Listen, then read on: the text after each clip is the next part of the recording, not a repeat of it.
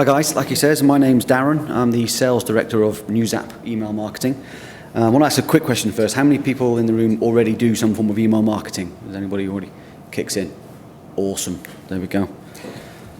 I've been doing this now for 8 years, and over the course of those 8 years, more and more hands come up over the course. And it usually used to be nobody thought about it, but it's nice to see at least a third of the room there putting their hand up there, so I don't have to go too far into the merits and why you should be doing it for you guys. Let me just quickly log in. Like Nathan said there, we're the email marketing portion of the Simple Ways to Grow package put together by the Royal Mail. And well, first of all, we'll touch on carrying on that journey that Nathan set up and started you off on for those of you who don't actually use a package currently or looking to use into a package. So we'll start with the data. These go here into your contact section. So we're going to take that data that you've taken from Nathan's system, create a group folder for them to go into, and then simply import them. It's going to ask you where the file is, and back to our Blue Peter file. We open that up. We can upload the file into the software. I'm not going to go through this procedure here. We'll get to the next screen and we'll stop it on there, because this is the element where you can start to take that data, making sure it's all in its right places. So you've got the B2B data, the B2C data, so you can keep them separate. You might want to send them sort of unique, sort of different campaigns, different sort of wording, different sort of styling, those sort of things. So we've got our data here from Nathan. We just need to tell NewsApp what certain lines are, if it's taking a best guess. Once we've filled all those in, we can click next, and that'll automatically start to upload it into the database. That'll all happen behind the scenes. You don't need to sit there and watch it. It's just going to tick through there, upload those, manage any duplicates just in case there's any in there, and take care of those for you. So you can then put that task to bed. You've got your data, you've started to upload. You can now work on the sort of the marketing element of it, and that's the creatives themselves. Now with this package, you're obviously getting the email marketing software, and you're getting the software and the bits and pieces from DocMail, and they'll touch on. So you've got email and direct mail in a paper-based format. Both are incredibly important. They always seem to think that we should be fighting, and you should be emailing instead of posting, or you should be posting instead of emailing. That's totally not true. It's only together are you going to make sure that you're touching base with all of your contacts on a regular basis.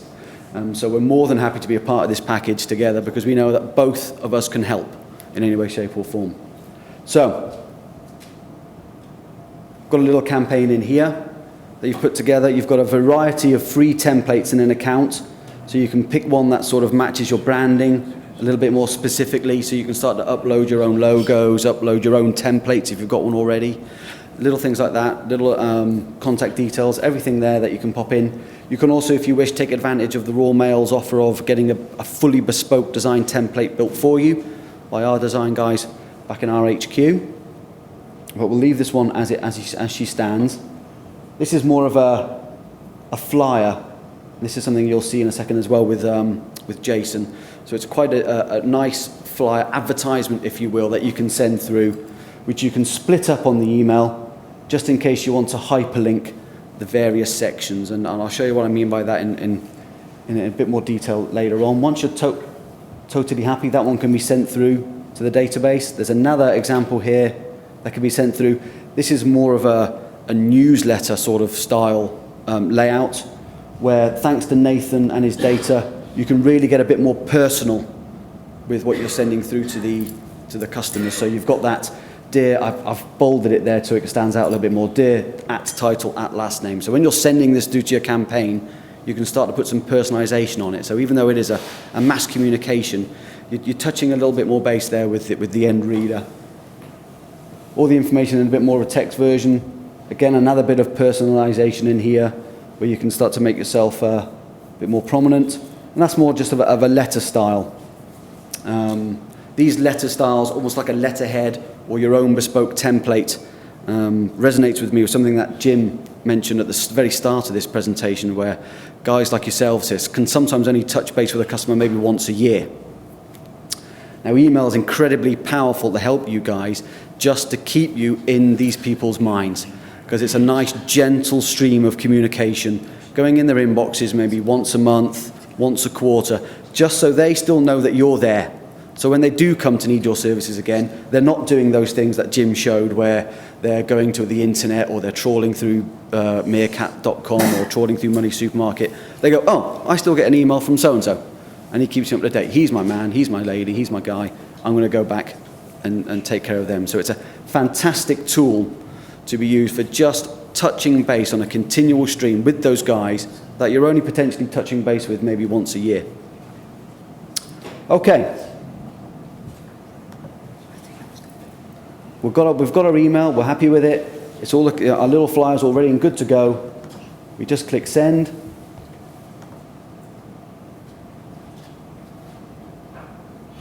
You can send by group. This is where we can start to get really target specific. If this flyer is just for the B2B guys, that's the database I'm going to be clicking on here. I'm not going to do that now because Nathan will kill me when I fired out an email to all of his prospects for free. So I'm going to send it to a test send database, which is just myself. You can also schedule it to go in a date and time in the future, just in case you're not in the office today because you're here listening to me, but it's really important you want to send out a campaign today as well. You can set it up to go, and it's sort of like a fire and forget. Quick last look. This is what the email is going to look like in the inbox. This is going to be the from address, so even though it's coming from our servers and our whitelisted system, so it's not going to get picked up as spam or anything like that. To the end reader, it's coming from whatever you write in there. And if they click reply, that's where it goes back to as well. And that's it. Job done. We're digging into our 30 minutes, I think. That's because Nathan loves his widgets. But that's your first bit of email marketing done for this sort of campaign. You've got your data, you've had your email, that's gone, and that's fired out. The beauty of email marketing, especially just touching back on something that Jim said at the start there, is a marketing, whilst yes, a dark art, people are looking for that ROI and looking for that return on investment on their marketing spend. The email marketing offers you that opportunity to keep a check on that with its reporting. So you can see in an instant when you've sent out a campaign, who's opened it, how many times have they opened it, what have they clicked on, what times are they opening it. And something important, I think, in your industry is, are they moving it around? Are they passing it around? Are they forwarding it to their friends? I've spoken with Andy in the past over email, and we've discussed how you guys, it's all about that referral and testimonial. Now, email is fantastic for passing around. It's the phrase that none of us really like is its viral nature. You've got an email, it's in your inbox, looks good, but you know it's going to be relevant to your friend down the road. 2 clicks later, he's got a copy of that email. So that email that's originally sent to maybe only 20, 30 people is touching 100, 130 people at no extra effort for you guys, and it's been passed around. It's that additional testimonial that we all love, because you should be using this IFA because I use him, and he's a good guy of mine, or he's a good lady of mine, and this is a newsletter which has got some information that you might be interested in. It never dies. All of us in our inbox have got a little folder that says do not delete, whereas bits of paper sometimes can get mislaid, misused. By the time you've given it away, it's gone for keeps. But that inbox lives forever. I've got emails in there from 2006. I'm a terrible hoarder. I can't throw them away. If we look at a campaign in the reports, let's find one where I have actually opened it.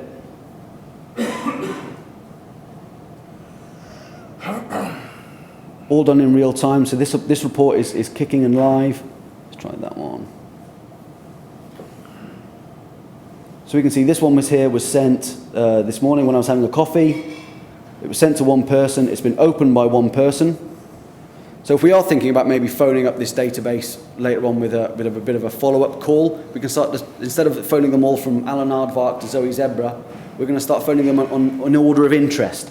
So I can think, right, out of those 499, I'm going to phone this guy first because he's opened it and he's clicked on it. So I can then go back to my data, say, okay, this guy's interested, he's opening it and clicking on it.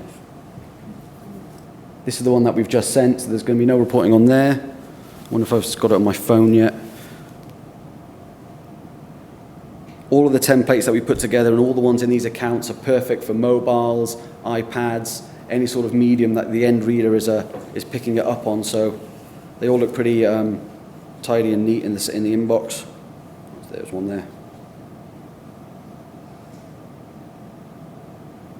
It's a bit small, I'm afraid, so we can't really see it, but that's that campaign in there, all neat and tidy. So if I start to click on the links, it'll take me to wherever I want to go. And if I could find that campaign, the clicks would start to change on there. Patience there, and I always get told off by a technical director. There it is. So it's already got one click, which is that one I've just done on there. So you can really, if you're thinking, I'm going to attack some of these people later on this afternoon, I can see by the clicks who has actually clicked on that sort of little bit of information. So that's the ROI that Jim was touching on there. It's allowing you to focus your time on the ones that are interested on the product. And you know that by fact because you can see everything that's going on in there. This isn't done with cheesy read receipts or anything like that. It's all in the background, so the end reader has no idea you're monitoring what their sort of things that they're up to. That's pretty much it for me.